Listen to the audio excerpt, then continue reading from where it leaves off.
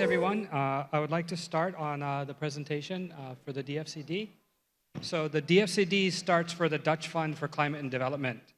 I'd like to ask a question before I begin here. How many people in the room are with a company that are looking to raise capital? Is there anyone in the room? I do see some hands. That's a good sign.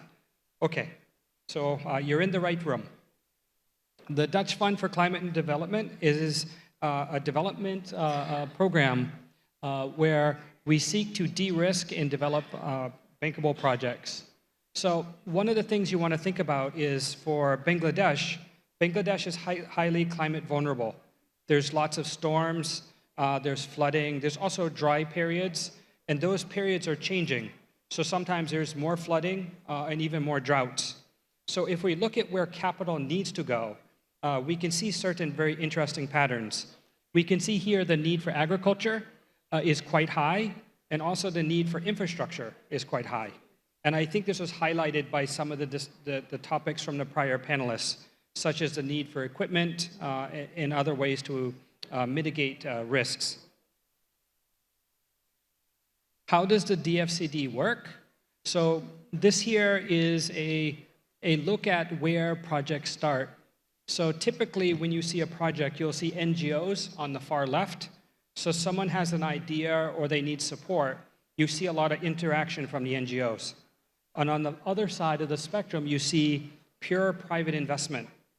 But in the middle, there can be a gap.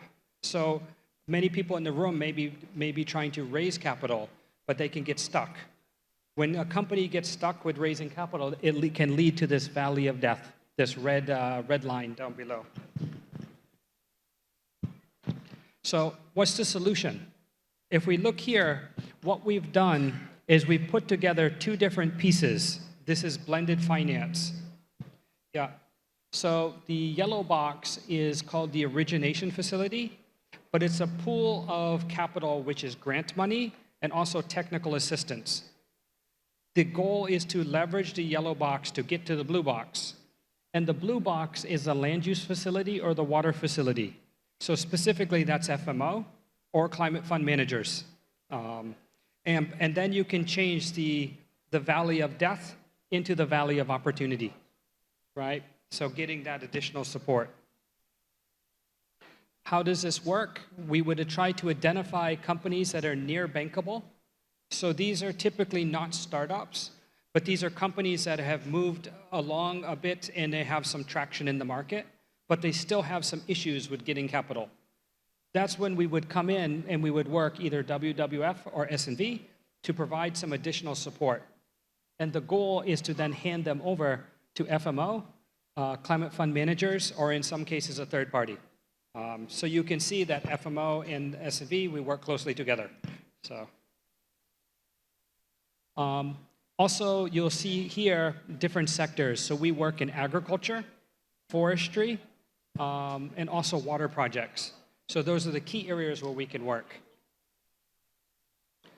And then to talk through how the yellow box works, this origination, as you'll see, we provide grant money plus technical assistance to create a bankable project. So that's the way that we're operating. And the typical project, just to give specific numbers to people in the room, is between 100,000 and 500,000 per project. And then we look to co-work with the companies. And if anyone has questions on this, after the presentation, please feel free to ask questions and we can make more clear. What are the criteria that we look at?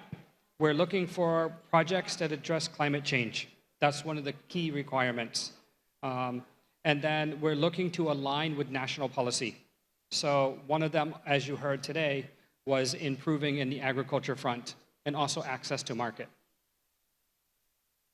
And then this one, I've only got 2 more slides to go, but you'll see food and nutrition security is a key one for us.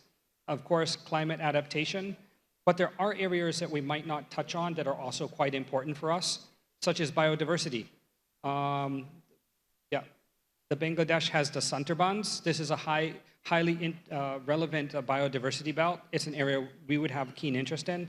And then the last one, I think also equally important with the others, is Jesse. How do we mobilize gender, and how do we create a very inclusive society. So these are also high priorities for us as well.